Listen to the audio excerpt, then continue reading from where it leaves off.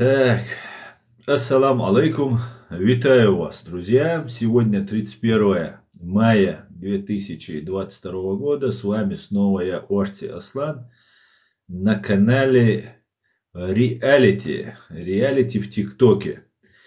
Сразу же перед началом хочу напомнить, что этот мой канал Аслан Арцуев на ТикТоке Реалити на волоске находится и может быть в любой момент забанен, потому что орки из Рушистана постоянно жалуются на ту правду, которую я сообщаю, и пытаются всячески препятствовать этому. Также напоминаю, что у меня есть канал на YouTube, называется Реалити, который запрещен на территории фашистской России, как и мой другой канал Аслан Арцуев, так меня зовут, тоже запрещен YouTube канал. Два канала запрещены у меня на территории фашистской России, что подчеркивает правильность и полезность моей деятельности. И вот напоминаю вам, друзья. Ставьте лайки, распространяйте в социальных сетях, везде, где только вы можете. Распространяйте наш стрим, задавайте свои вопросы. Этот стрим я сегодня же загружу на свой YouTube канал Reality, и вы там тоже сможете увидеть это видео, которое, например, кто-то не успел в самом начале посмотреть. Но тот, кто не успел в самом начале посмотреть, тот не увидит то, что я сейчас сказал. Добрый вечер, добрый день, точнее говорят мне. Добрый валейкум салам. Приветствую вас, витаю вас, друзья. Витаю вас, друзья. И пока мы здесь собираемся, по нашей традиции, с начала крупномасштабного вторжения фашистов в Украину, сводки с полей сражений, который нам сообщает Генеральный штаб Збройных сил Украины. 6 часов назад опубликована эта информация на странице Facebook Генерального штаба Збройных сил Украины. Общие боевые потери противника с 24 февраля по 31 мая, то есть по сегодняшний день 2022 года. Общие боевые потери врага. Кадровый склад ликвидировано. Около 30 500 штук ликвидированных лиц. 150 за прошедшие сутки русских оккупантов уничтожено. Танков плюс 9 за прошедшие сутки уничтожено. Итого их стало 1358. Боевых бронированных машин за сутки уничтожено 20 штук. Итого их стало 3302 штуки.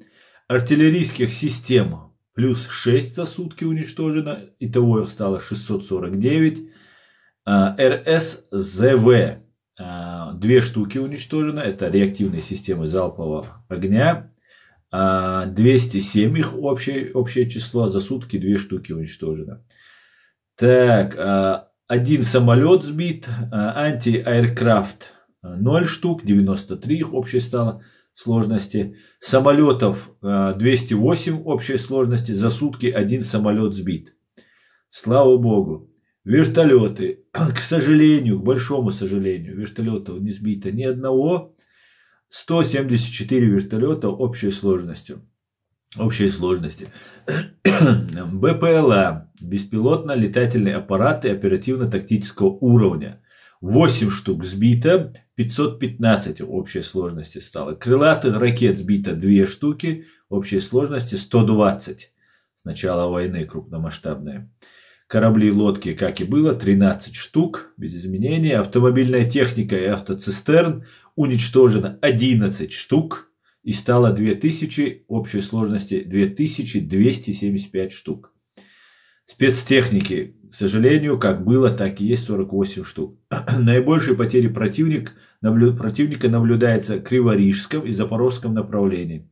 Российский враг понес потери вот в этих направлениях. Данные обновляются. Бей оккупанта, вместе мы победим, наша сила в правде. Вот что нам сообщают Збройные силы Украины. Силы Украины. Так, подождите, я пока никого принимать не буду.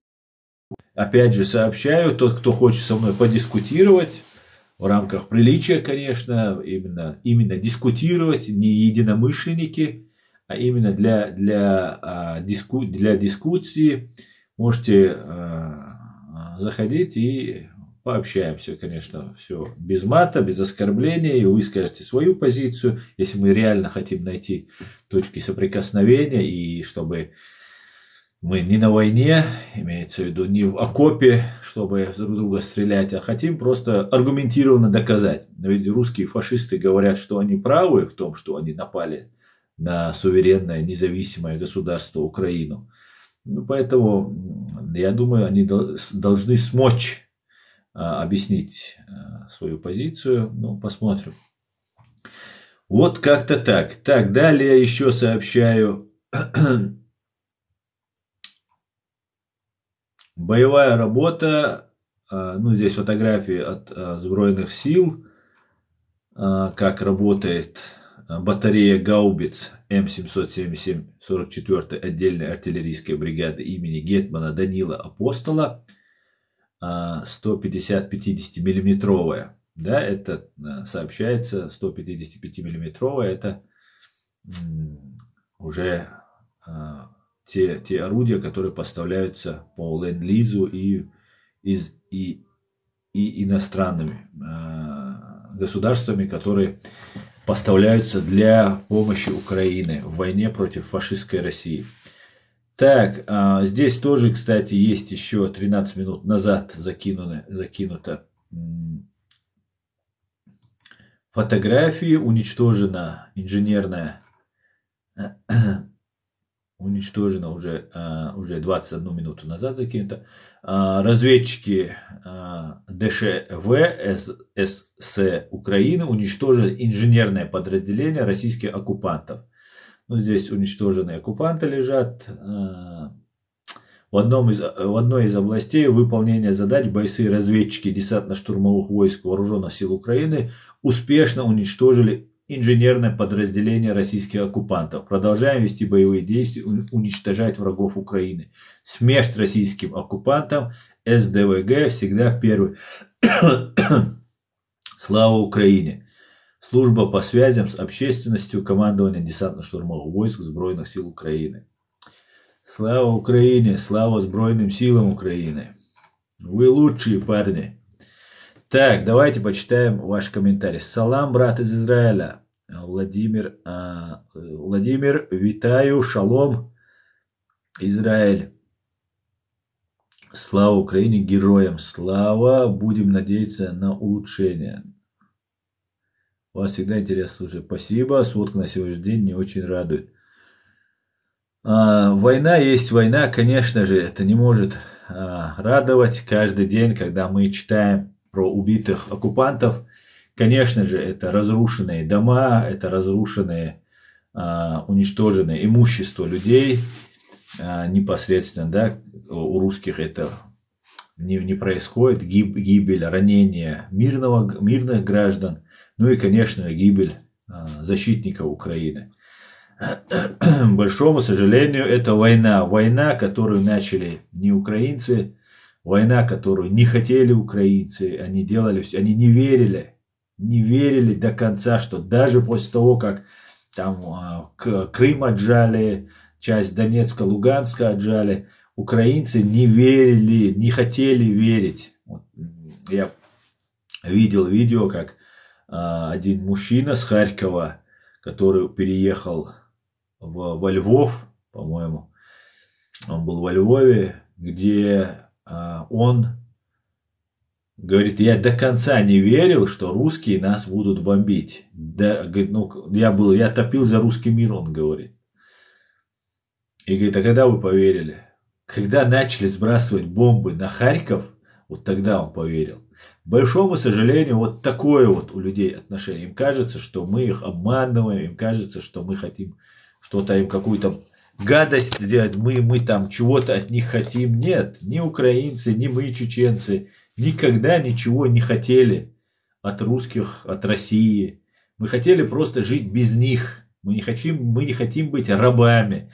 Ну ладно, они не рабы, да, они не считают себя рабами, хотя они есть, и они считают себя рабами. Ну, допустим, не рабы, супер крутая страна у них, все что угодно. Но мы не хотим, у нас же есть это право. Это же есть право от рождения у любого человека. Ну как это не понять? Вы должны говорить, мы должны стать великими, они нас говорят. Вы должны вместе объединиться. И мы должны говорить на вашем русском языке. Мы должны вашу курицу на паспорте у себя носить. Мы должны учить вашу историю, забывая свою историю, забывая свой язык, свою культуру. Но для чего это делать? Я не могу понять рационального объяснения этому. Ваши руководители, я к русским обращаюсь, ваши руководители, они раньше, когда люди были необразованы, можно было в это во все верить. Но сейчас 21 век, сейчас век технологий, век, когда нету рабства уже на земле. Да? Понятно, что теперь все люди равны на этой земле. Раньше считалось, там, русский это раб, там какой-нибудь немец или австриец, который приезжает управлять Россией, он хозяин. Наверное, тогда это казалось нормально. Или казалось, чернокожий из Африки вывозился, он раб, а белый это там господин и так далее. Но этого сейчас нет. Понимаете? Я не могу рационально найти объяснение в 21 веке, как русские, причем адекватные, некоторые даже немного образованные бывают, просто нет этому объяснения. Какое удовольствие вы получаете, что вы кого-то насильно, ведь сколько людей гибнут, насильно присоединяете к себе. Сколько людей гибнет, не соглашаясь с вами. Посмотрите, уже тысячи украинцев уже в землю ушло. 300 тысяч чеченцев ушло в землю, граждан Чеченской Республики, не соглашаясь с вами. А на протяжении этих веков миллионы ушло. Я не могу понять рационального объяснения, для чего вам, русским фашистам, это нужно. Понятно Путину, для чего нужно. Понятно ФСБ, Патрушеву, для чего нужно. Вот непонятно, для чего вам, рядовым русским, это нужно. Видите, вы будете холопами, понимаете? Вы будете гибнуть на войнах, которые сейчас они ведут и в последующем будут вести. И вы останетесь холопами. Понятно, кто-то что-то, вы грабить идете. Тот, кто туда едет, идет грабить. Его тоже даже можно понять. Вот ублюдок, который идет с войной на соседнюю страну, и для того, чтобы ограбить там людей, там, хапнуть там и так далее. Это бандит, это ублюдок. Понятно, с ним все понятно. Но тот, кто сидит у себя дома, не имеет ничего. Вам какая выгода с этого? Не ваш сын, допустим, не идет туда воевать. Вы за что поддерживаете? Здесь в Германии живут ублюдки, которые поддерживают вот эти колониальные войны. Для чего вам здесь в Германии живущим это нужно? Просто объясните мне рационально. Я не могу понять. Вы же рабами становитесь. Вы холопы. Понимаете? Мы-то останемся свободными, мы уедем, даже если вы нас оккупируете, мы, стиснув зубы между собой, зная, что вы холопы, будем продолжать жить, оставаться свободными, потому что свобода, она внутри. В тюрьме можно оставаться свободным, в карцере можно оставаться свободным. Но если вот здесь и здесь ты раб, ты не можешь быть свободным даже, я не знаю, в пустыне или в джунглях, или в горах. Ты не можешь быть свободным. Объясните мне, кто-нибудь может мне объяснить, зачем вам это нужно? Салам алейкум, брат. Ва алейкум ассалам. Так, слава Украине, слава героям. Героям, ты что от себя говоришь или от всего чеченского народа? Ты это от себя говоришь или от всего чеченского народа? Что именно я говорю от себя и от всего чеченского народа? Я не уполномочен говорить от чеченского народа. Я рядовой гражданин Чеченской Республики Ичкерия, но я высказываю свое личное мнение.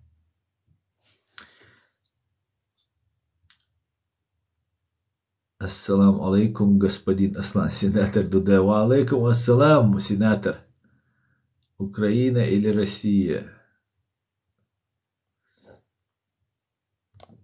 Так, деньги, деньги, еще раз деньги. Вот причина. Вот это все понятно, абсолютно полностью согласен с вами.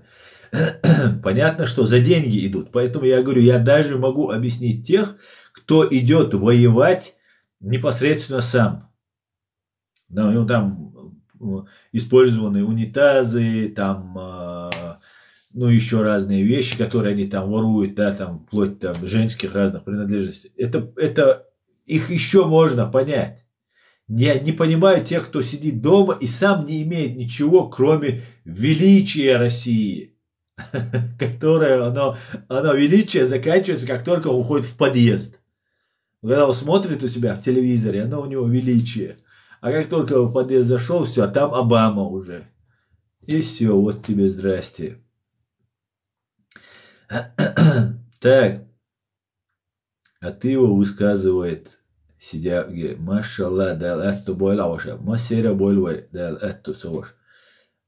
И ты его высказывает, сидя в Германии, не понял я, и ты его высказывает, сидя в Германии. Пожалуйста, попробуй сформулировать свой вопрос или комментарий. Так, подписался. Подписывайтесь, друзья, на мой канал. Так, салам алейкум из Казахстана, Павлодара. Алейкум салам, Казахстан.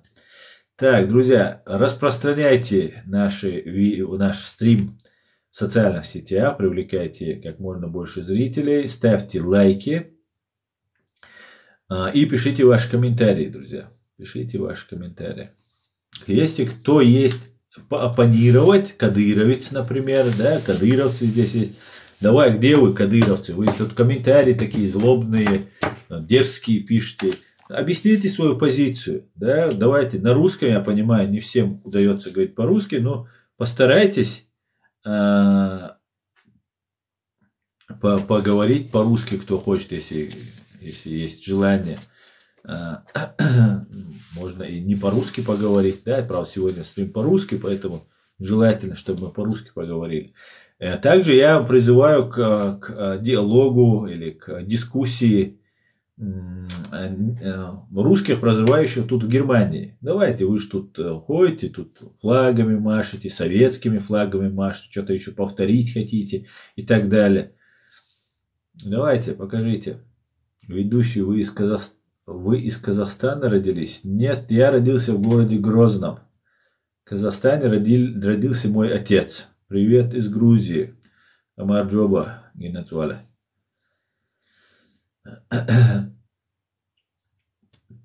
Я родился в городе Грозном. Но мой отец родился, да, в Казахстане родился, как и все его ровесники. Фашисты нас отправили умирать. Великий Советский Союз строили. Представьте, насколько заблудшее и ошибочное ваше имперство, ваше величие. Вы истребляли народы. Вы истребляли народы во имя Советского Союза, во имя коммунизма и так далее. Вы убивали миллионы людей, своих в том числе, русских вы убивали. А потом в один день просто сказали, фу, ерунда. Просто задумайтесь над одним этим фактом. Убив 100 миллионов, репрессировав, посадив, расстреляв 100 миллионов человек, вы в один прекрасный день, ваша гибня, которая это и творила над нами, вот кто оккупант над вами, русские, КГБ над вами, вам подсовывая вот эту фишку о каком-то вашем величии, ФСБ, КГБ, вот кто ваш враг. Враг всего человечества это. КГБ, ФСБ. В один прекрасный день, в 91 году, вы сказали, да ну, ерунда. Подумаешь, коммунизм фигня. Колхозная экономика не работает. Переходим на рыночную экономику. Ваш президент Ельцин летит в Москву, тогда его поддерживают все просто. Тогда у него поддержка очень большая. Приезжает в Вашингтон, и там который вот 70 лет Америка вот-вот загибается, как сейчас вы об этом рассказываете. Запад вот-вот загнется. Они здесь с голода умирают. У них семейные ценности потеряны. Там, и так далее, и так далее. Здесь семейные ценности намного выше и круче, чем в фашистской России. Но все равно об этом говорят. Так вот, Ельцин приехал в Вашингтон, в Сенате произнес: «Господи, благослови Америку». То есть, как когда-то великий Иван Грозный, великий, становился на колени перед татарами для того, чтобы зайти в шатер к татарину, который пришел брать дань. Точно так же поехали в Америку, стали на колени и сказали: «Господи, благослови Америку». Все.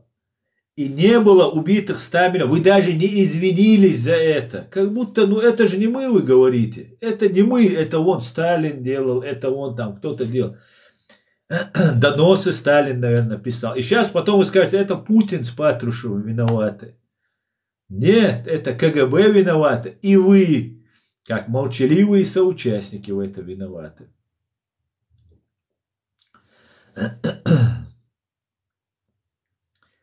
Так, ведущий, расскажите про Казахстан, что отец говорил.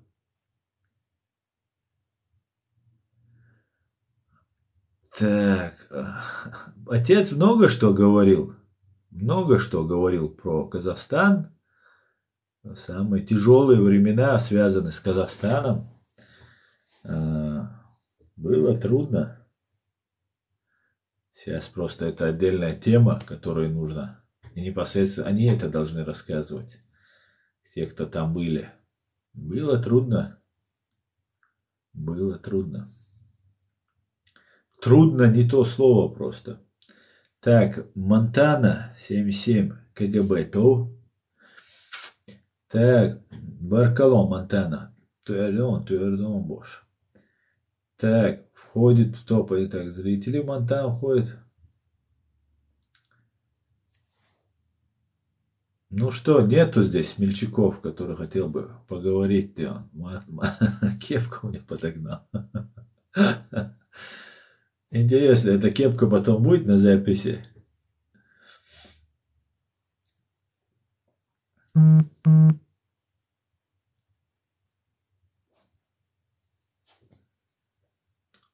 Так, друзья, пишите комментарии или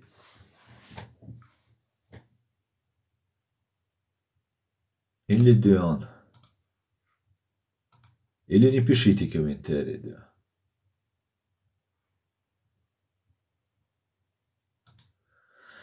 Ща подскажите. Ща подскажите, не понял я. Не понял.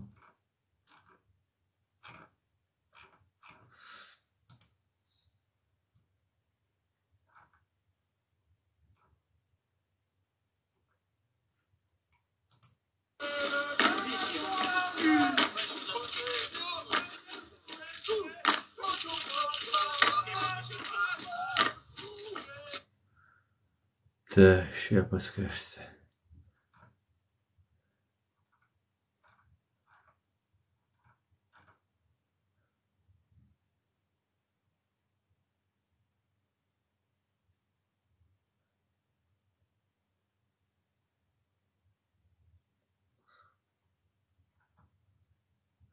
Так, друзья, шляпа и усы что-то не появились, да? Или я просмотрел? Шляпа, усы тут были. Ладно.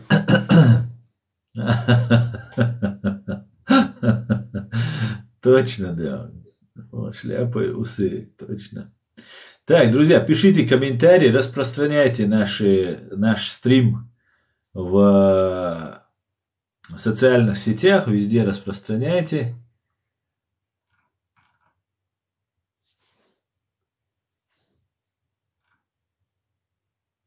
Вам идет. Да, идет, кстати. Усы надо такие же сделать, да.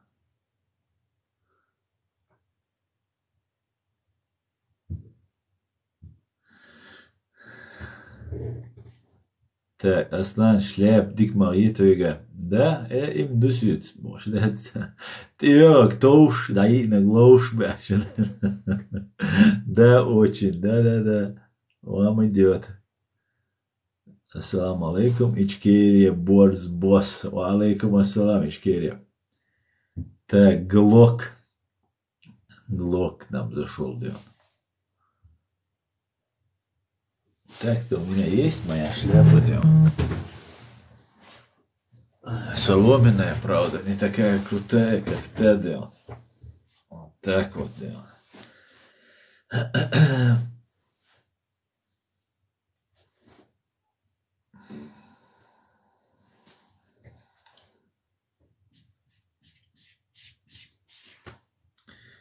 Цамег, Ирс, цамег. Так, друзья, ну я смотрю, вам спросить нечем меня, да? Ну ладно, тогда я вам почитаю. Аслан, приятно вас видеть. Дел эту буэла, Ичкерия. Дерейс хур, Ичкерия. Баркал.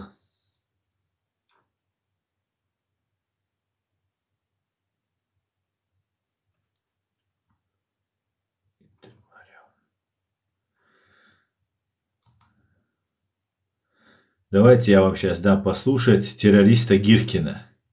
Человек, который, ну, террорист, конечно, конченый, фашист, вообще сумасшедший, но давайте послушаем немножко его сейчас. Подвину чуть-чуть компьютер.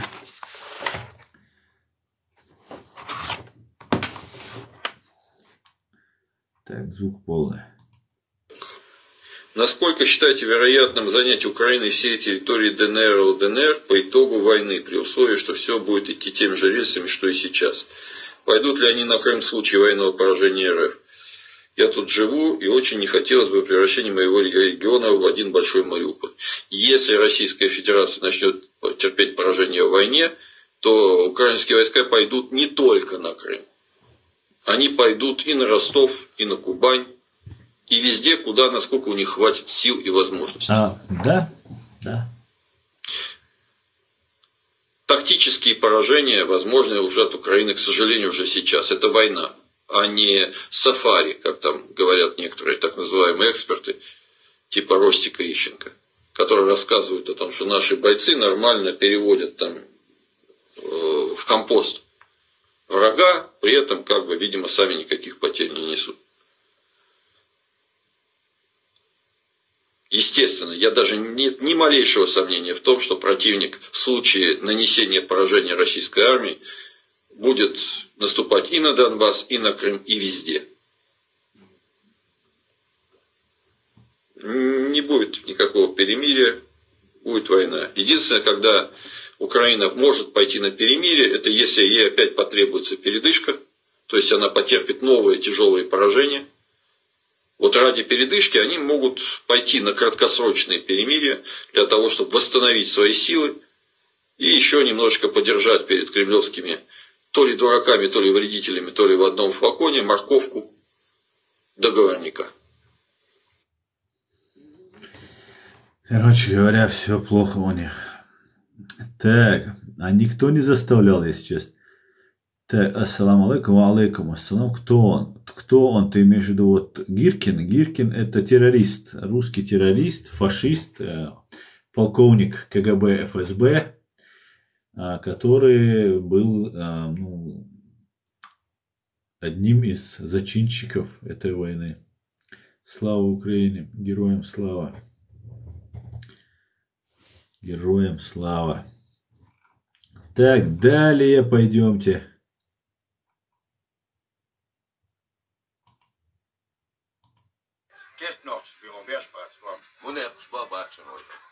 Просто им дело ночи буквально вахту. Понимаете, так смал ночи мне мал не стать, я чисто буквально на сутки это что, это حركة بقى اسمه мне что. Им дело ночи буквально я حكيت في حاجة. Тихомировский, Яхватин, банк-формирование. Да, есть. А вообще бузул нож станет, Немедленно. может, Да, тест нож, его бежь, пацан. мне спабачен. Просто им дела ножи буквально. Dikemeyler. Jim aslan belki, ok aslan belki var işi. Ладно, я вот тут полнабор пишу. Так, друзья. Так, у меня это в Фейсбуке, это на чеченском там, не все поймут, может, да? Так.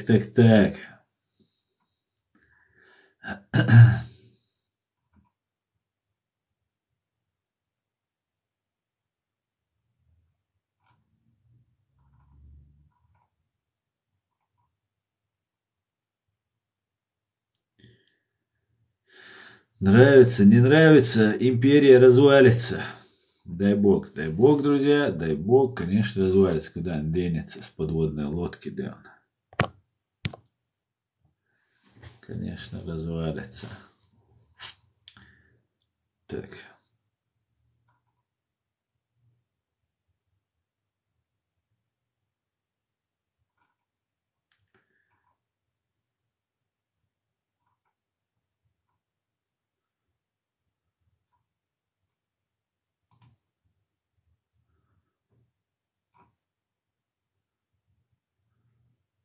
Так ничего не происходит. Так, привет, как дела? Какие новости за рубежом? Вася, все отлично, у нас все хорошо. Так.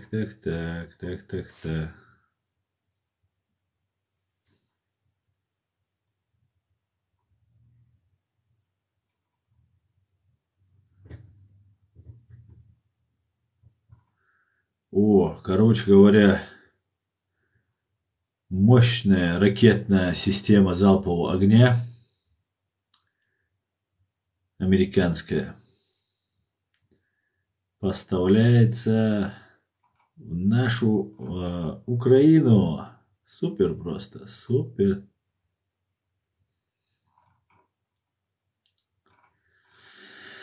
Так, привет из Абхазии. Привет, Абхазия.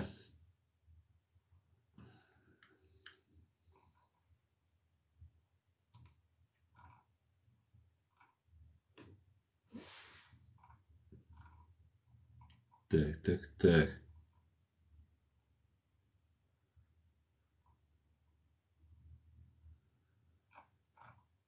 Что можете сказать о недавнем убийстве в Натеречном?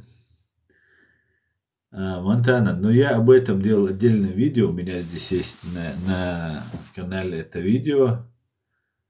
Больше пока новостей у меня по этому поводу нет. Человек, мужчина, проживал в Бельгии. Не знаю, по какой причине, некоторые говорят, он был гражданином Бельгии, что как-то не особо верится в это.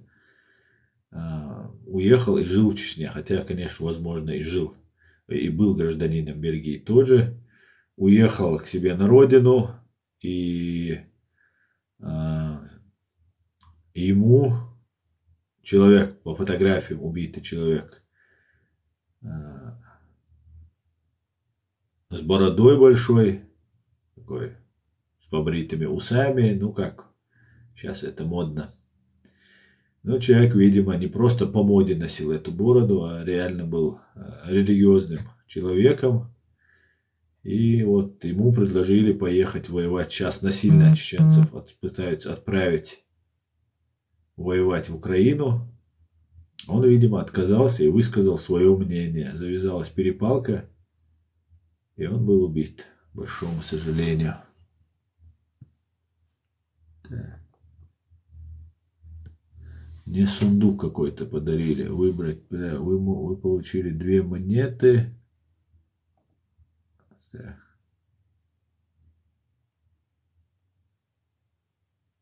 Я не знаю, как этим пользоваться, друзья.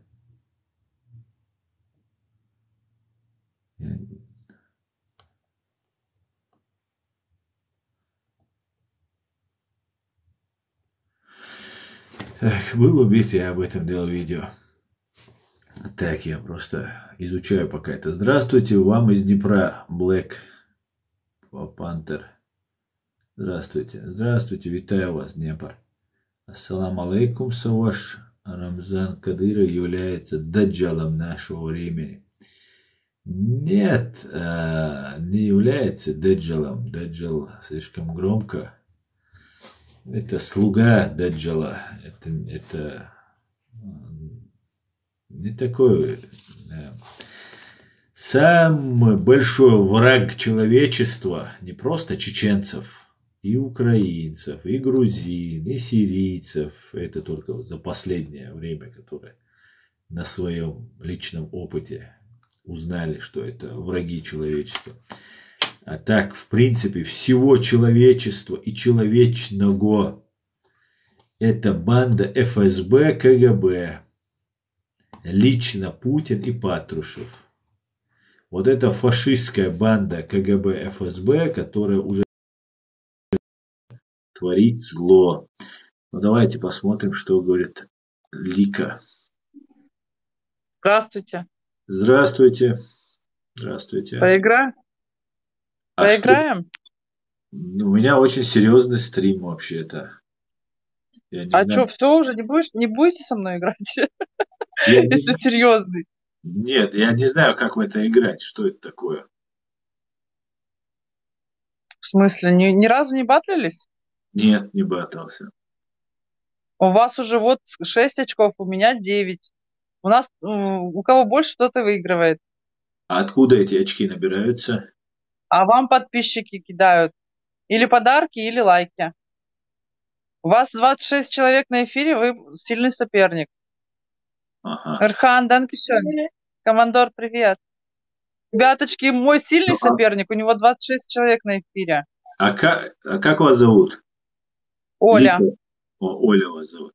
И в чем вот эта вся, как мы баталимся, о чем мы ругаемся, мы спорим. Батл идет 5 минут, вот сейчас уже отчет пошел. Ага. У кого больше очков, тот и выигрывает. Подарки обмениваются на монеты или на деньги. Все.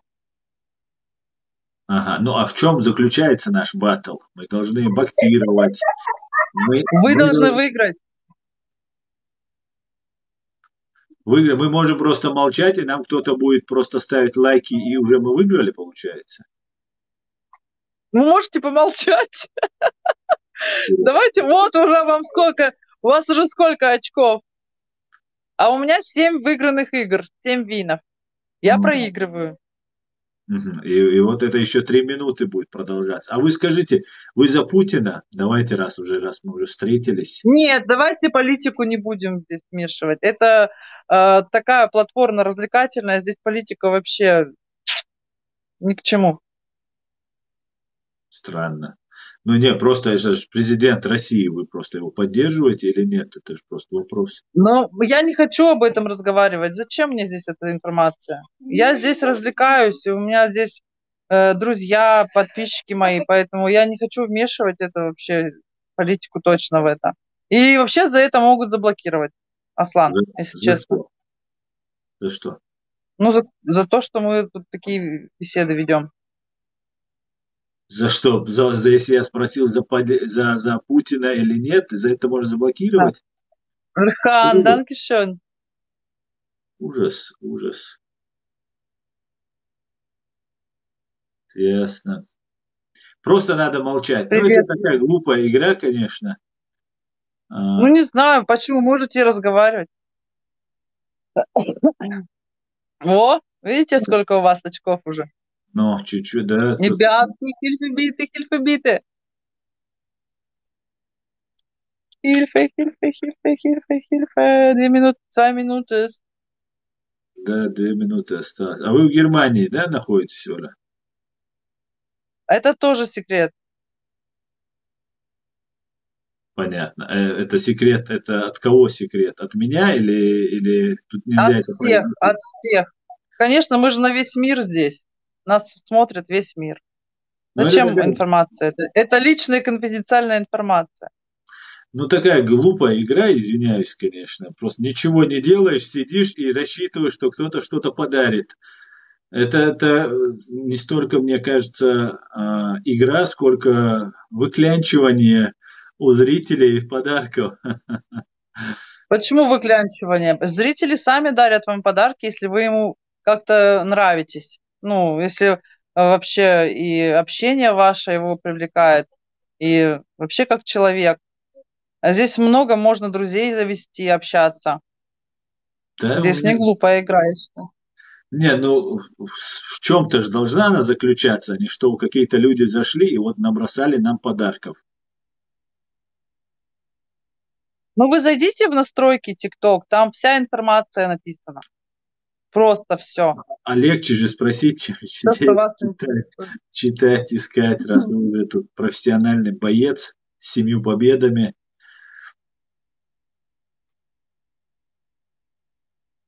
Так, ну вот тут, вот вас задарили. Бунжаку, данкишон. Ребятки, хильфебите. 7 винов, зибан вин. Зибан. Ну да, Hello, давайте, Бунжаку. помогите ей немножко, чуть-чуть ей. 100, вот. Время в 600. Супер. Круто. Вот. Это, О май гад. по-моему, О май гад. Вы выиграли. Поздравляю. спасибо всем, кто меня тут, кто выиграл. Я ничего не выигрывал, я просто сидел. Конечно, у меня была очень серьезная тема, вы сбили меня с этой темы и начали играть. Но Все, мне все равно было очень приятно познакомиться. взаимно, Ольга, спасибо, всего самого хорошего, до свидания. До свидания. Украине. Так, угнать за 60 секунд кино актера, террор. Так, что Сайбусов ночью ваш хилян на подарок. Ждался еще подарок. У нее было 6 выигрышей подчистую, короче, и мы ее победили. Точнее, вы ее победили. Так, спасибо вам за подарки, друзья. Было весело. Не знаю, в чем прикол, конечно. Так, подарки уводят через деньги потом. Да, я знаю, но это... Я знаю. Я уже себе присмотрел Волгу, машину куплю. Зачем американский флаг, Гоша? Американский? Ну, потому что Америка это крутая страна. Мы ее угнали 60 секунд, да. Так, друзья, мы давайте вернемся к нашей теме. У нас люди на этом зарабатывают на жизнь, говорит Леся. Да, интересно. Но у меня после стримов бывает там 50 центов. Там как-то у меня было здесь, сколько мне, до 20 евро, что ли, мне набросали за день, за один стрим. Но это мои мне там, забрасывали меня. Причем они тратили это на порядок больше, чем я получил. Это все максимум, что было, поэтому... Вот такие вот. Да, Ксения, я куплю себе Волгу и уеду в Гагры. Саваш Путин, Велла Хазион. Да, у Путина, Путин, человек по фамилии Путин, один умер, да, депутат. Было такое, друзья. Ну, не всегда нужно, конечно, говорить про серьезные вещи, можно немножко отвлекаться. Да, я выиграл, Вася, я выиграл. Так.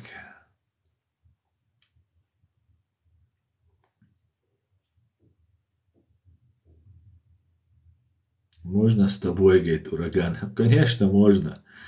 Купим Волгу сейчас после стрима и уедем в Гагры.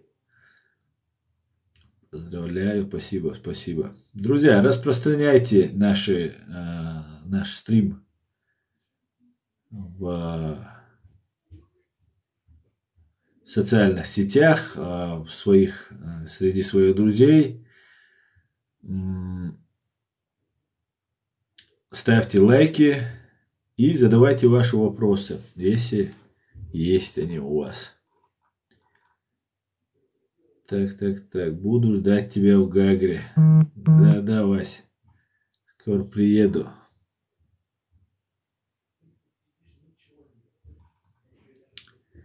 Российская полиция сейчас использует взрыв при угрозе бомбы против антивоенных протестующих.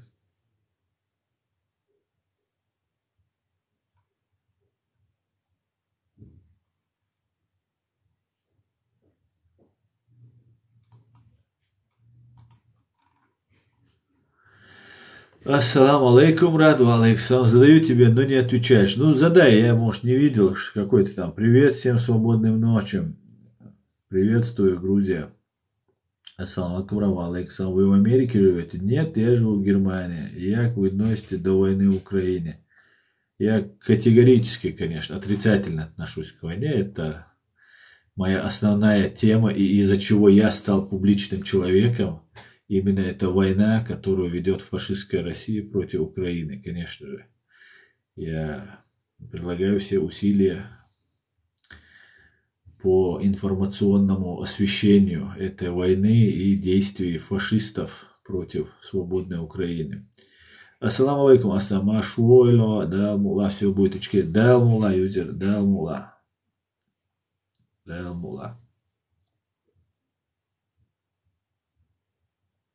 Так.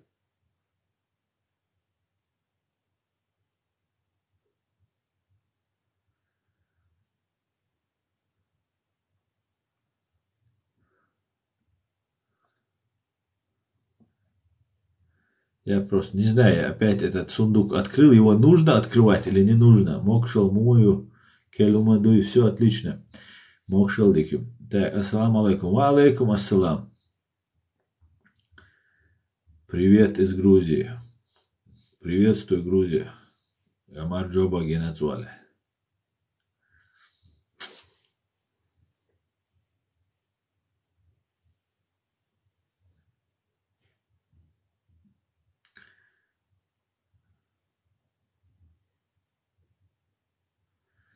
Доброго времени суток, Асан. Витаю, Акмох, витаю из Казахстана.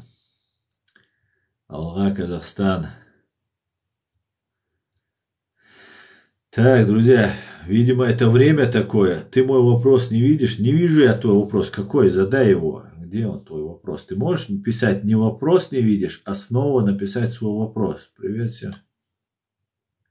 Возможно ли внутри России гражданский конфликт?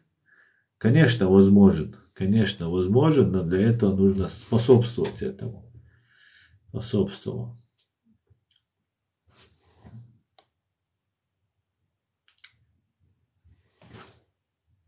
Я написал, не вижу я больше.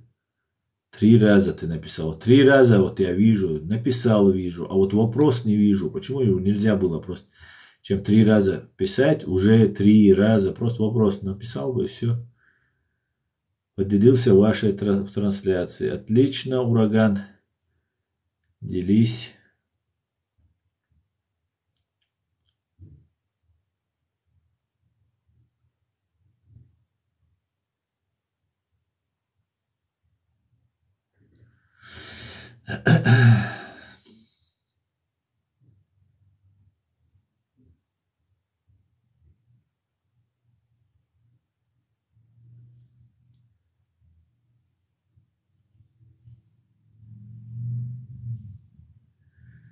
Так, друзья, делитесь трансляцией, ставьте лайки и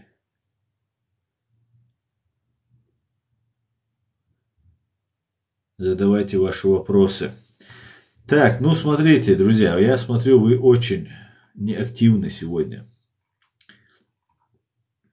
Так.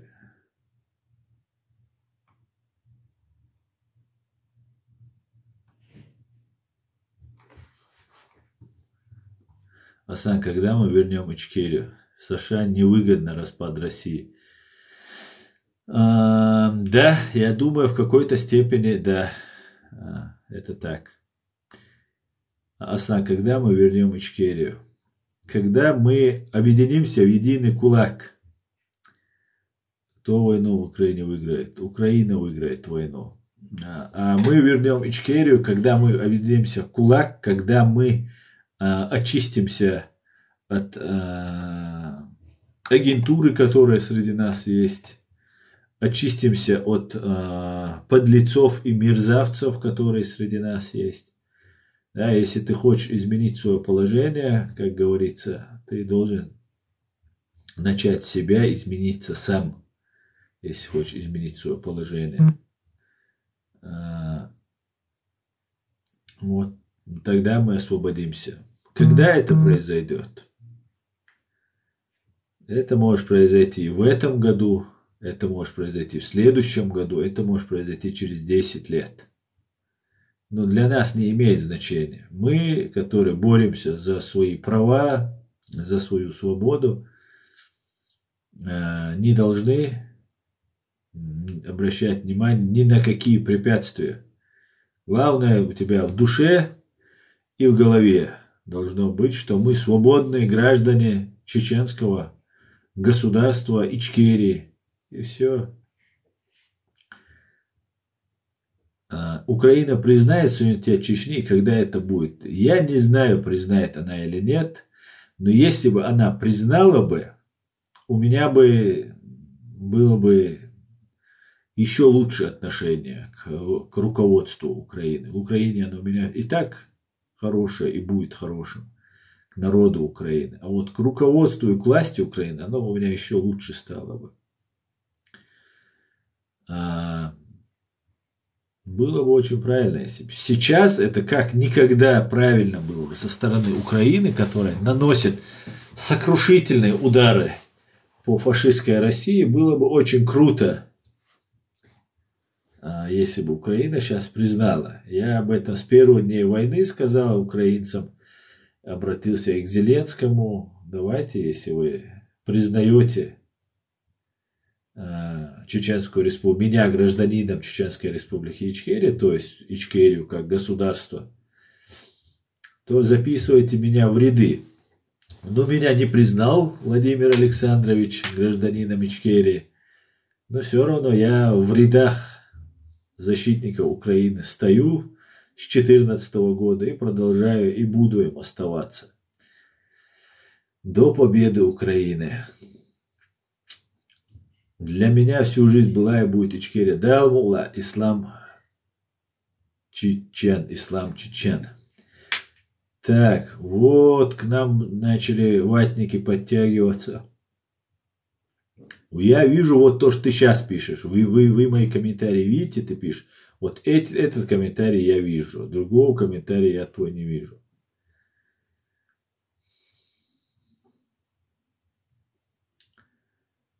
Вот такие вот дела.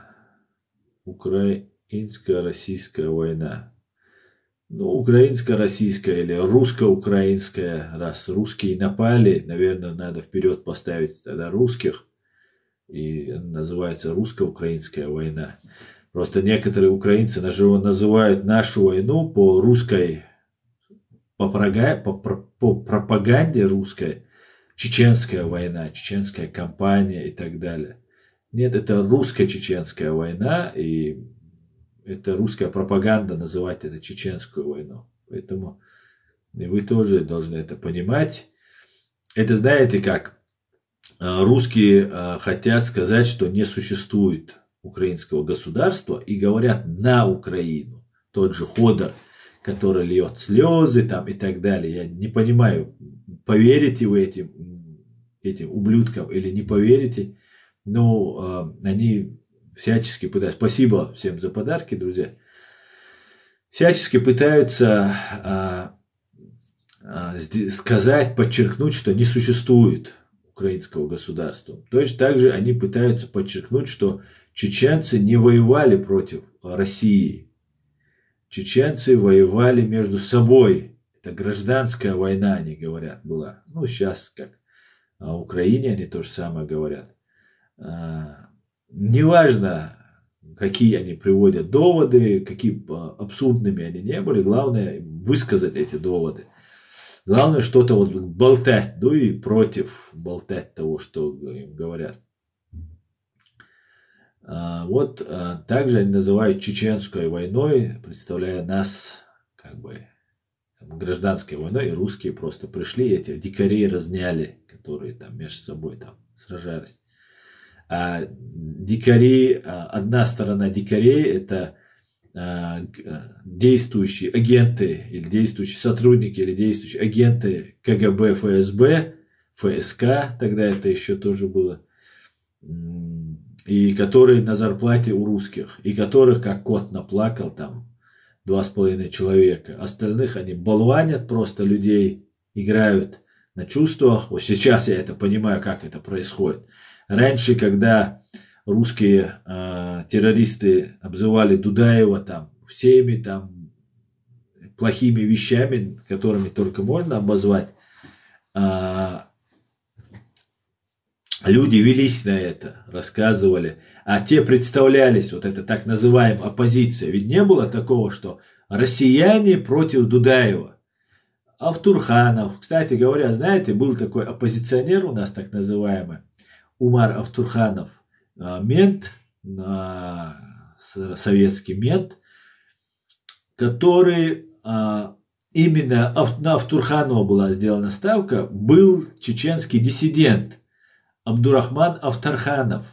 И чтобы его имя Автарханов, этот Автарханов нанес колоссальный вред имиджу вот этой фашистской советской системе, он ее разоблачал, знал ее изнутри, и очень много нанес вреда. За ним охотились как только могли вот эти фашисты, рашисты. И вот они вот этого Автурханова выбрали. Человек далеко не умный человек, но так как фамилия Автурханов похожа на Автарханов, ее можно было вот таким образом дискредитировать фамилию нашего известного профессора, политолога, советолога Абдурахмана Автарханова. И вот они всячески пытались дискредитировать. И они не говорили, что они за Россию. Как сейчас разные, отпустив бороды, нам рассказывают, как они там за халифат, за шариат и так далее. Они тогда не говорили, что они за Россию, как сейчас эти мерзавцы, ублюдки не говорят. Они говорили, что они просто против Дудаева, потому что Дудаев, у которого жена русская, что он за русских, он заслан русскими там и так далее, и так далее. И они просто из-за того, что Дудаев захватил власть и хочет ее узурпировать, он хочет все недра, все богатство чеченцев забрать себе. Ну и, конечно, подкидывали денежку. И вот эти титушки, украинцы поймут это хорошо, кто такие титушки, они потихонечку начали подтягиваться вокруг вот этих Автурхановых, Хаджиевых, Завгаевых там, и других, и третьих, и десятых. И в итоге, когда русские уже открыто напали, чеченцы поняли, и даже многие, кто был среди вот этой так называемой оппозиции, их называли почему-то оппозицией, хотя это самые настоящие были коллаборанты. Нельзя было их ни в коем случае называть оппозицией. Оппозиция – это в свободном обществе, внутри государства, нормальное явление. А коллаборант – это измена Родины, это предательство, сотрудничество с оккупантами, с врагами, с иностранными гражданами сотрудничество. И потом чеченцы многие поняли, и уже сражаясь на стороне своей свободной страны, Дудаева, лидером, президентом, которого был Дудаев, эти чеченцы погибали. Вот такая же ситуация происходит сейчас. Они не говорят, что они являются там какими-то сторонниками там России. Они говорят, что они за шариат, что вот этот против шариата. Ну, короче, обычные трюки свои выбрасывают. Ну ладно, сейчас я уже отвлекся, ушел немножко от темы. Да, мула, ночью, да, мула, простите нас, мы были тогда одурачены пропагандой, говорит Дис. Спасибо, Дис, спасибо, Украина, спасибо, что поняли, спасибо, что хоть сейчас в этом разобрались. К большому сожалению, Дис, русские так не говорят много раз мне извини, сколько мне сказали уже украинцы за это. Вашей вины нет, кроме молчаливого согласия с тем, что происходит, и в душе то, что вы верили. Надеюсь, другого участия, хотя некоторые украинцы принимали участие, и бомбили, и летчики украинские принимали участие, и так далее, но это не касается Украины и украинцев, это касается отдельных мерзавцев. Поэтому, к большому сожалению, пропаганда так работает. И сейчас, когда вы говорите, украинцы, кому-то пытаетесь объяснить, вот сейчас я немцам пытаюсь объяснить, я говорю, смотрите, русские говорят, что они должны восстановить Советский Союз, империю с момента разделения мира между странами-победителями над Германией. То есть восточная часть Берлина должна перейти, и восточная часть Германии, и восточная часть Берлина должны перейти русским. Он смеется, немец. Очень неглупый, умный парень, и вот мы с ним общаемся, он смеется. Я говорю, вот точно так же смеялись украинцы, я говорю. И у него улыбка сползла с лица, он, да, такой призадумался. Поэтому, не верят, пока вот тебя самого вот этот гром пока не грянет, вот, не крестятся мужики, да. Нужно им, пока вот на своей шкуре мы не испытаем, не верим, мы думаем, что убивают чеченцев, потому что они террористы, потому что они мусульмане, потому что там они там злые, что там какие-то, наоборот, своей жизни более гуманных людей, вот без преувеличения, честно я вам могу сказать, как чеченцы я не видел, вот не как чеченец я это даже говорю, честное слово. У нас не было ненависти к русским. После всего, что они с нами сделали, ненависти вот такой оголтелой ко всем русским не было и нет до сих пор. Мы пытались даже во время войны разделять нормальных русских. Их матери приезжали к нам. Русские сами знали, что мы гуманны. Но нас представляли такими зверями, такими жестокими людьми, что просто в голове не укладывалось. И я уже сам думал, может, на самом деле мы какие-то террористы. А представьте, что я мог думать, русский или украинец, или кто-нибудь другой. Если я уже сам человек, который не ест по утрам младенцев, думал, что, может, мы едим все-таки. До того это пропаганда, чеченский след, чеченский террорист, чеченец взорвал, чеченец убил. Взрывы домов в 99 году были. Я поверил, что взрывал Басаев. Я не мог этого объяснить никак. Я знал, что Басаев умный человек, гуманный человек. Да, если это можно применить к воину, к солдату.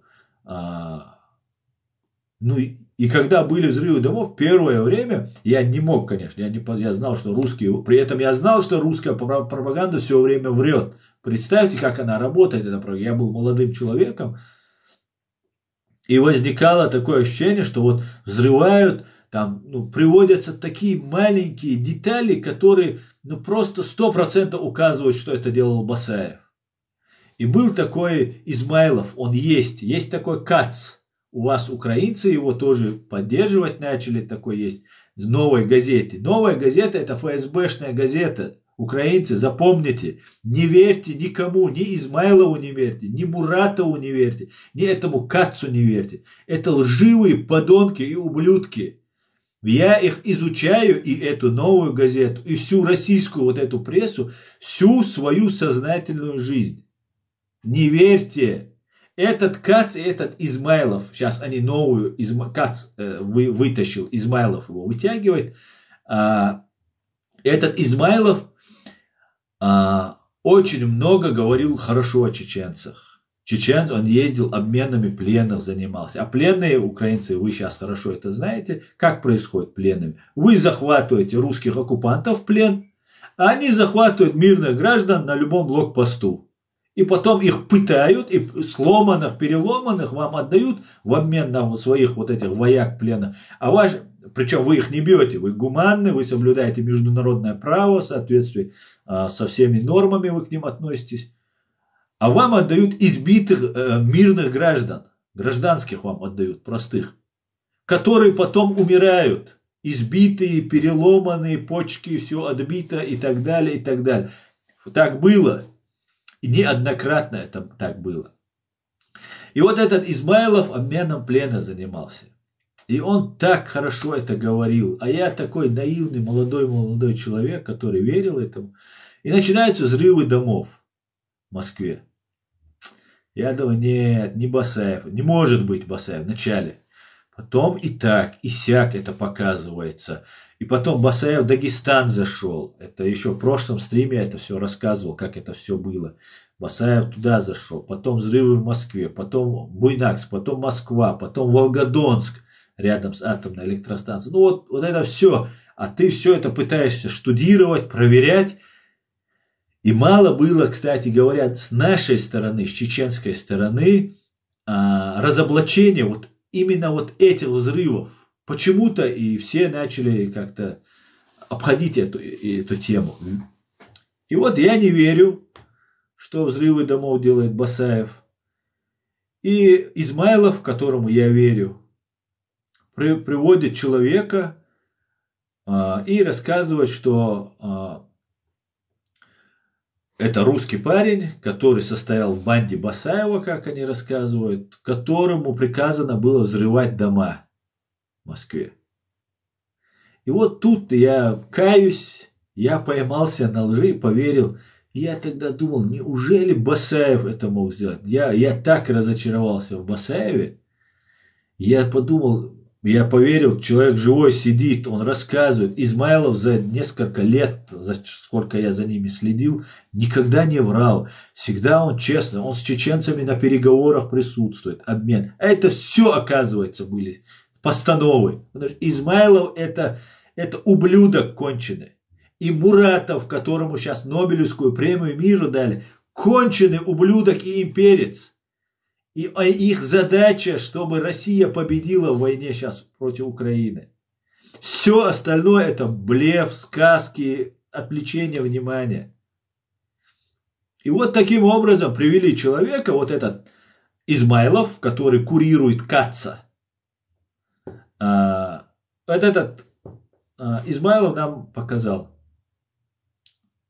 человека, который пришел от Басаева, лично взрывал эти дома, подкладывал бомбы и так далее, и так далее. Правда, тогда еще рязанских учений и задержанных сотрудников ФСБ не было. Но это был очень удобный повод начать, даже если я поверил. Чеченец, который подвергся Первой войне, этой пропаганде, прекрасно разбираясь. Ну, молодой, правда. Молодой был. Немного, конечно, чего я не знал. Я сейчас представляю молодежь, которую они сейчас дурят. И понимаю, ставлю себя на их место, как я попадался на разные уловки. И ты думаешь, когда так много лжи, ты думаешь, ну, наверное, допустим, 50% правда. Ну, допустим, ну ладно, не 50, 10%, если это правда, это же ужасно. Выясняется абсолютно 100% противоположное, ни 1% правды. Наоборот, 100% ровно было наоборот. Вот так они лгут. Вот так. Самое сильное оружие русских фашистов. Нету у них ни духа воевать, ни способности, ничего. Это самое сильное оружие, это ложь. Нету у них ни самолетов, ни вертолетов, которые не сбиваются и так далее. И сейчас вот эта ложь, которой они гонятся, ими гонятся по телевидению, и одновременно засылаются Кацы, Мацы, разные там, которых сюда засылают, Ходорковский, Модарковский, Фейгины, кто там у них еще, Каспаровы, это все имперцы. Это то же самое, что Путин, только в другой руке. Никакой разницы нет. Придет Ходорковский к власти, он сделает то же самое, что Путин. Потому что система КГБ, которая управляет ими всеми, и они все имперцы, по-другому крокодил не может жить. Только так эти людоеды могут жить и развиваться. Вот так они дурят людей.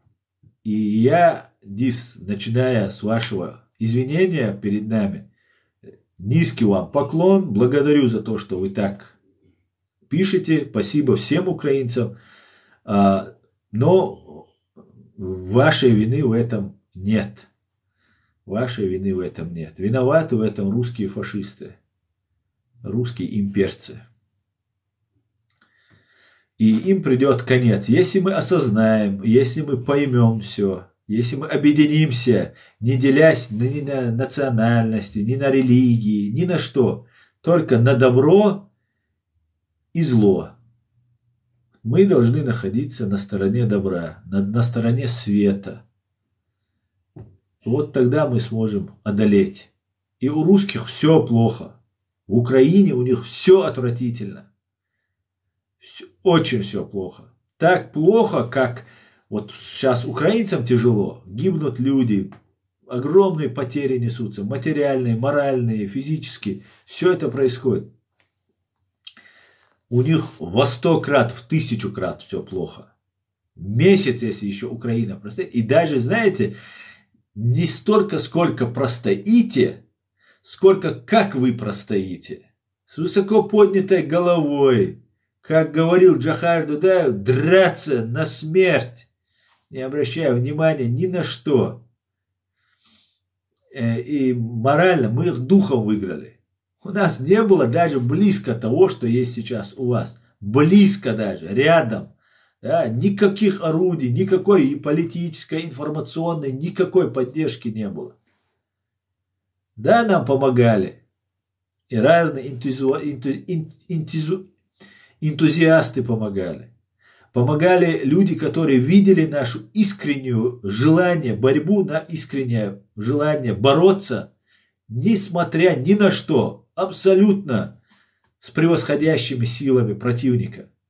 Абсолютно. Как-то раньше в Кавказскую, большую русско-кавказскую войну русские сказали чеченцам, типа, нас так много, что мы погоним наших войска, которые закроют вам солнце. И тогда чеченец ему ответил, этому оккупанту царскому, сказал, ну что ж, будем драться в тени.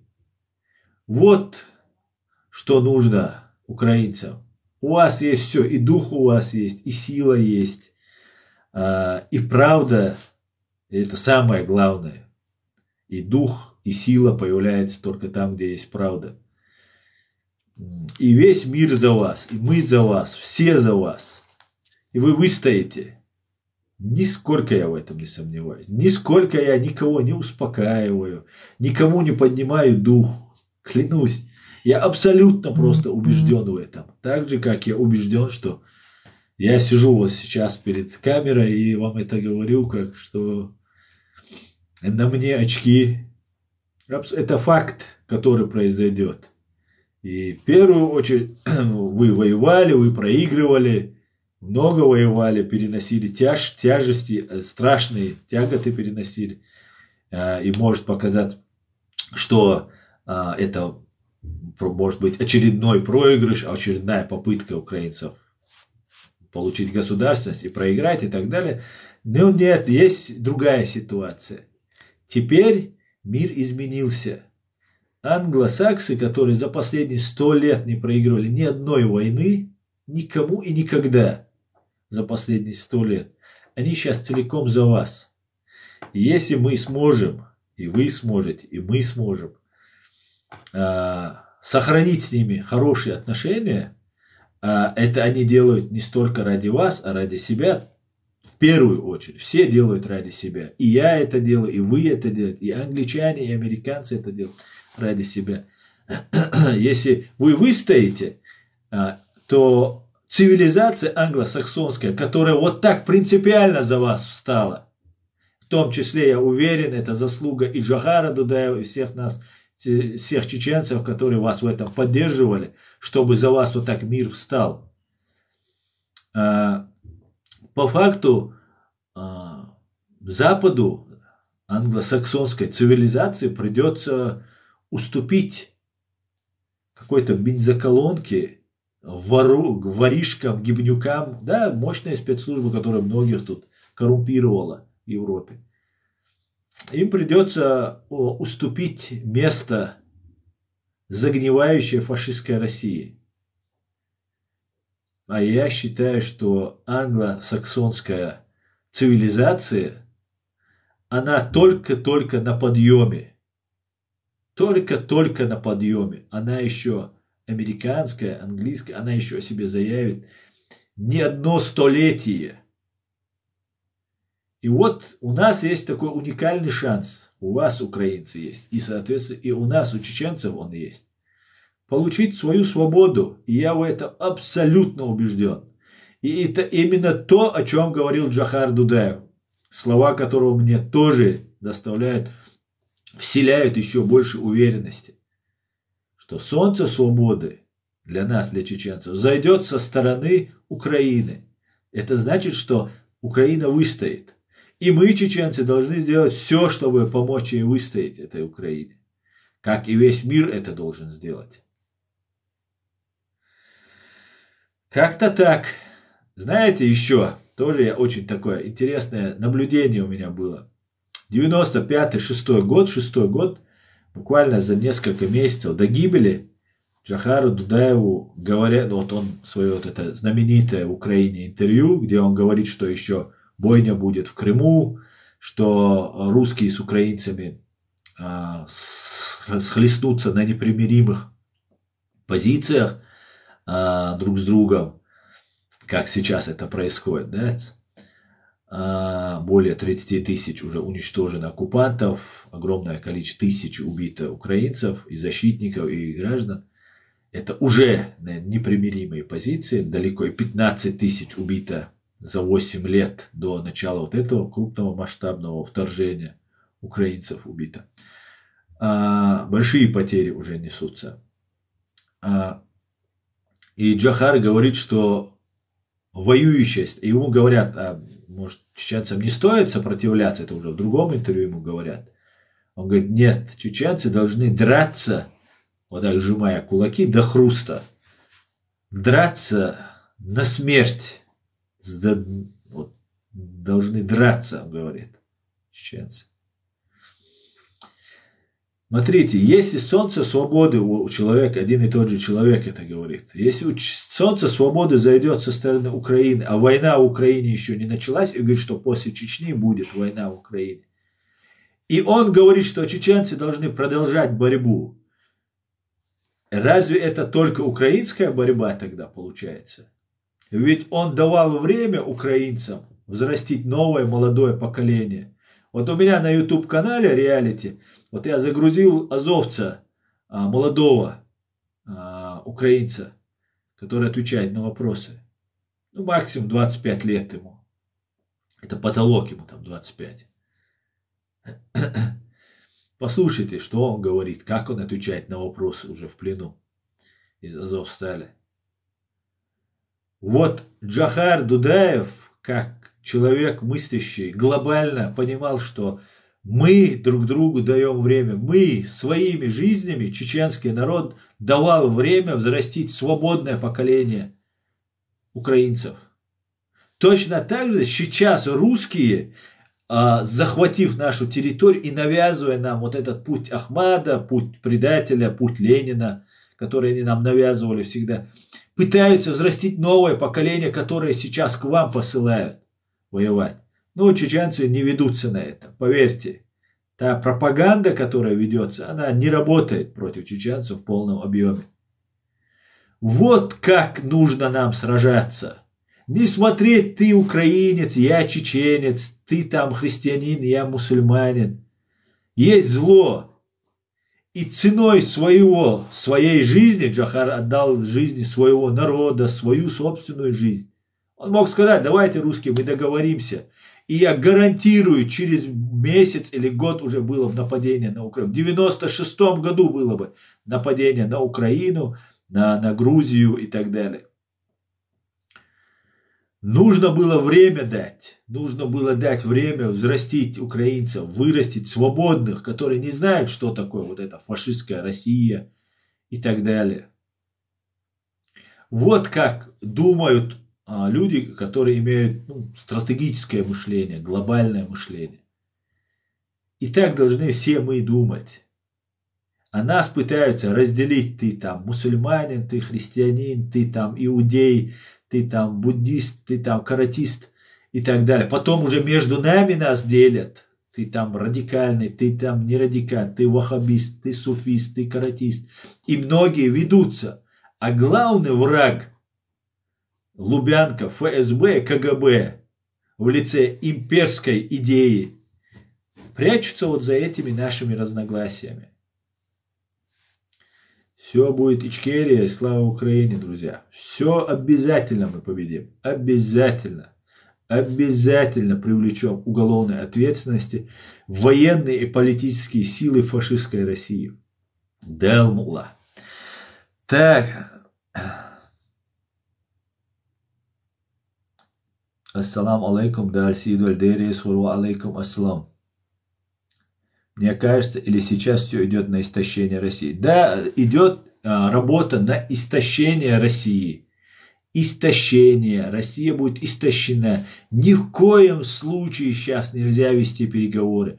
Если русские просят о переговорах, это значит, они хотят что-то от вас поиметь. Если же у них есть силы и возможности, не из-за сострадания, не из-за гуманизма, никогда они, или жалости, они никогда не пойдут с вами на разговоры.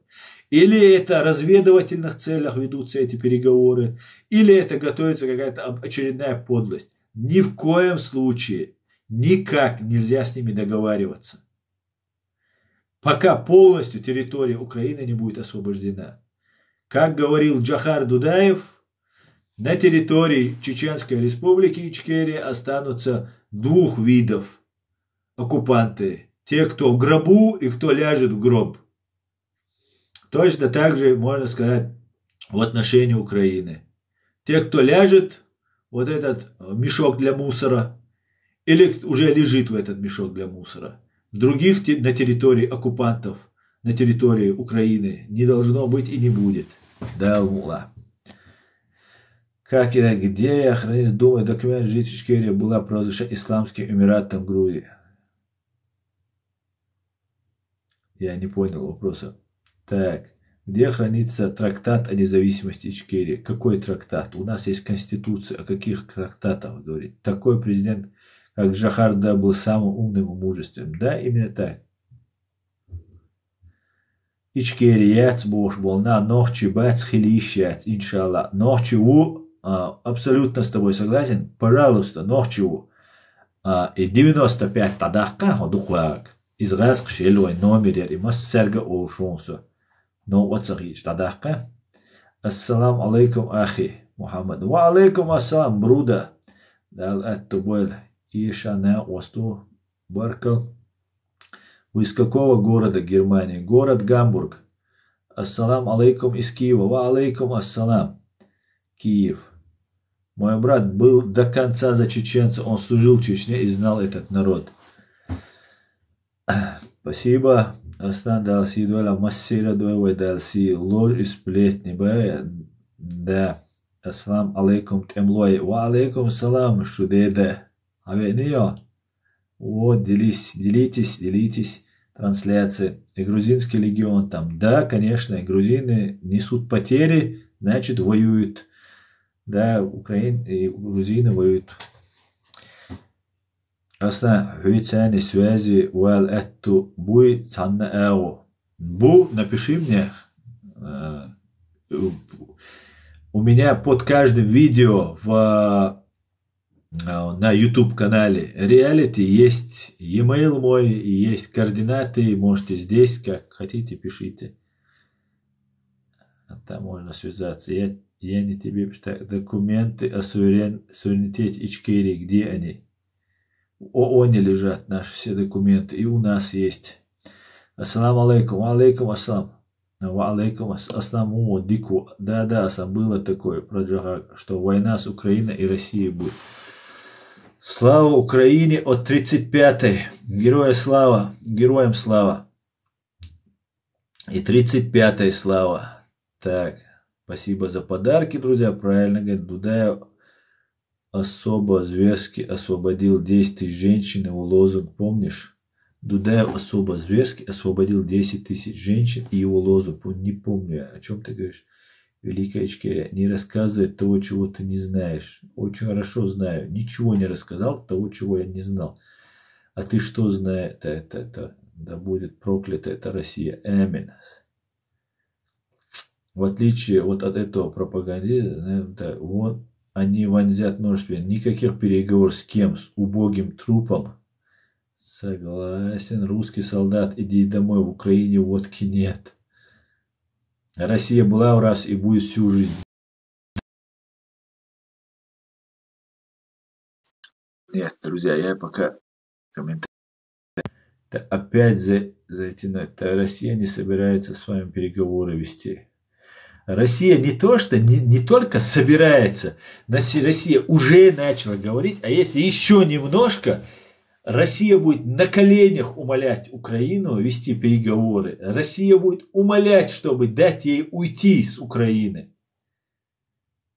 То, что приготовлено для России, это даже вы не догадываетесь, что вас ждет. Всем салам алейкум. Ва алейкум ассалам. Так, пригласите сюда на совместных. Даться дахло и 30 нехан из понял ночью. Надахклая, удукварик. Палбють шво. Так, это ты мне говоришь? Земля круглая, сейчас возле Гамбурга. Я сейчас возле Гамбурга, и очень печально, что рядом такие живут. В смысле, какие? Ты про меня, что ли? К большому сожалению, ничем тебе не могу помочь. А чё, нерадимая, там же круто. Да, кстати, давай вали свою фашистскую Россию. Добрый вечер всем. Доброго вечера, Окси, привет. Мы с Украины. Они поползут. Ползут. 100% поползут. Я знаю одно, где Россия, там кровь и разруха. Так, не мне, хорошо. Где Россия, там кровь. Абсолютно с вами согласен. Отправляет Шудеда, отправляет вам лайк. Так что вот такие вот, ребят, дела. Да, Россия это хаос. Россия это абсолютное зло. Россия это показатель, как не нужно жить, как не нужно, каким не нужно быть.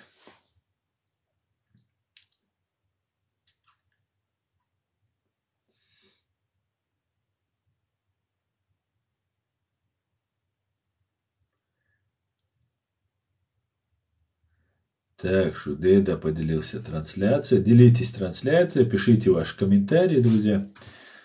А я сейчас вам расскажу, что у нас происходит. Знакомьтесь. Знакомьтесь, это Замир Закиев. Он в России преступник по рождению. В московском аэропорту его задержали за табличку с надписью «Замир». Так он встречал, его зовут так, Замир Закиев. Понимаете, Замир Закиев. Он встречал человека в аэропорту и написал свое имя. И он мог бы еще отделаться легким испугом, но бдительные ФСБшники быстро среагировали, когда узнали его фамилию. Замир Закиев. Да уж. Так, привет, Валентина. Они показали себя еще до революции 17-го года, какие они черти. Да. Никакого развития, ничего хорошего с ними нас не ждет. Сегодня слушала стрим Казахстана, они там тоже на чеку. Пока в Украине они не закончат, они больше не полезут. Пока все силы брошены брошены на помощь, на подавление сопротивления Украине. А это сопротивление подавить они не смогут. Пока они не смогут. Да, могут там какие-то отвлекающие делать моменты. И все. Больше.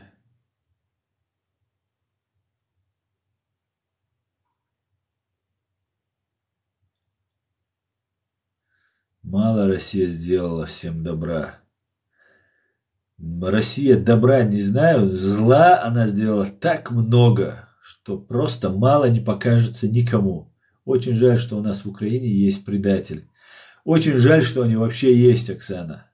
Очень жаль, что есть предатели. Но, к сожалению, это так. Это, не помню, кто там, какой-то восточный какой-то либо правитель, либо генерал сказал, имейте в случае начала войны, имейте пистолет и 10 патронов. 9 патронов. 1 патрон для врага и 9 для предателей. Да, к большому сожалению, они есть везде.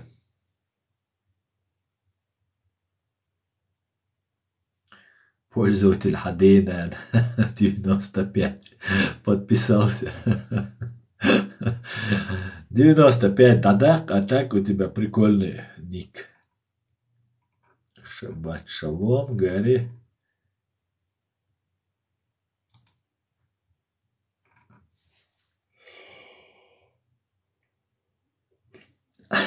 Путин точно знает, куда он ведет Россию, но место назначения засекречено. Засекречено, Россия не шутит.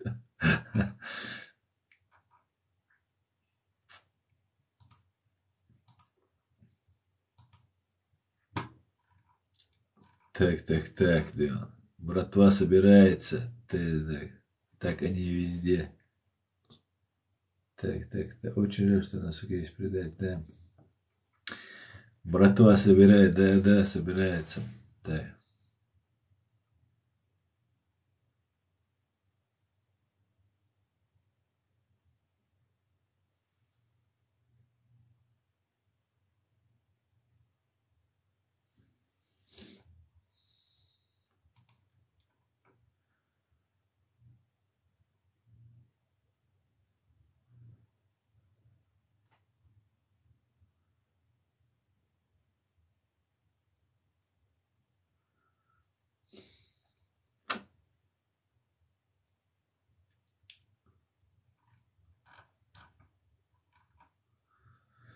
Так.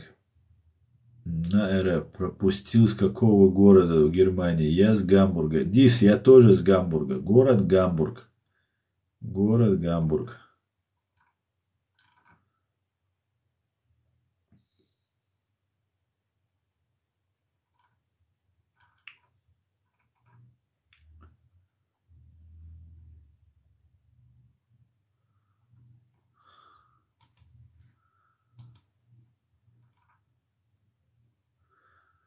О, круто, да?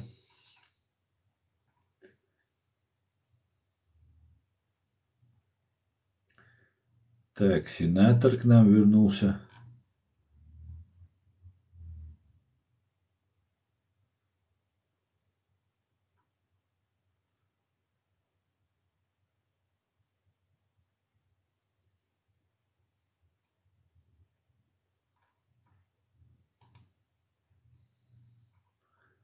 А ты был в Украине? Да, был. И до войны был, и вот во время войны был.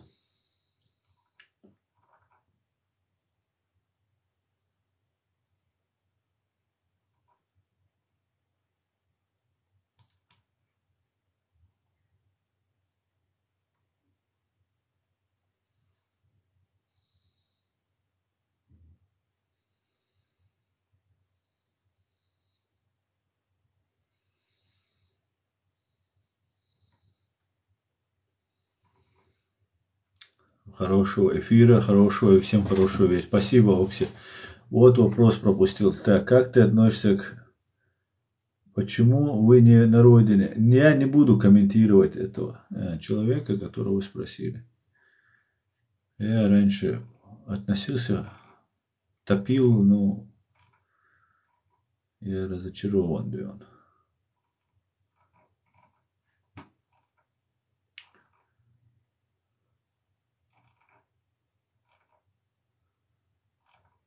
Так.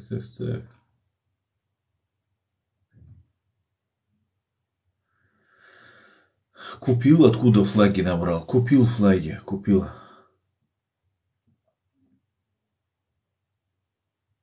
Так, это, посмотрим, какой у тебя был вопрос. На РФ я вижу, другого вопроса я не вижу у тебя. Вы сам Оксил, из какого города, откуда флаги набрал? Так, это все было. Я не скажу, откуда. Так, Закарпатье, Ужгород.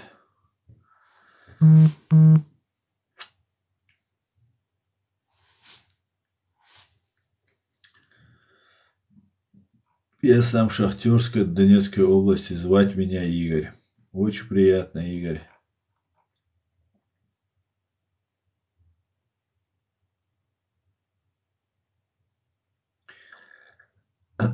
Так, друзья. Ну что, закончим наш стрим тогда, да?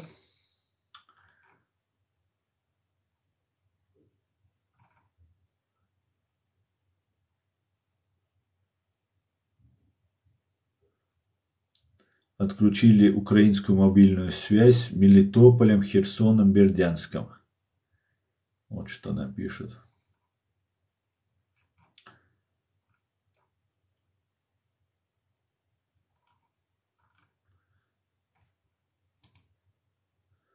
Желаю удачи вам. Так, друзья, я тогда закончу сегодняшний стрим на этом. Это видео, сегодняшнее видео вы сможете увидеть у меня на канале.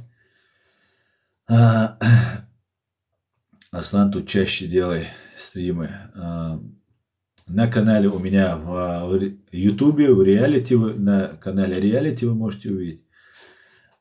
Всего самого хорошего. Так, Аслан, тут чаще делай эфиры. Там у них интернет с космоса. Так, пишем слава свободной Ичкерии. Аслан, вот и познакомились. Очень приятно слушать адекватно. Спасибо, Акмох. Да, Шудейда, надо делать. Я здесь делаю, здесь на самом деле новые люди. Мой тот YouTube канал, на котором я провожу стримы, запрещен на территории фашистской России. Более того, они всячески пытаются препятствовать развитию моего канала, хотя это им не помогает, но тормозить у них удается. Они мне скручивают просмотры, удаляют комментарии. Вот через один комментарий у меня там скошен, убран и так далее. Постоянно поступают жалобы, и людям просто надоедает писать комментарии, когда ты что-то напишешь, а он потом пропадет. На территории фашистской России официально запрещен мой канал, и всячески они пытаются нам мешать. А здесь, на этом канале, в ТикТоке, пока, хотя столько жалоб, и этот канал тоже висит на волоске, всячески пытаются они нам помешать, но я думаю, у них ничего не получится. Так, на этом наш сегодняшний стрим тогда заканчивается. Всего самого хорошего. Спасибо, что смотрите и поддерживаете. Слава Украине, слава Ичкерии. Всего самого хорошего, друзья. Адекюэль Машуэль.